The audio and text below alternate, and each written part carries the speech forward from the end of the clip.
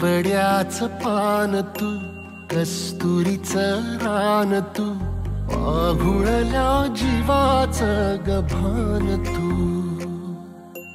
केवड्याचं पान तू. तुझ्या विना वैकुंठाचा कारभार चालना, एकल्या विठुरायाला हो संसार पेलना.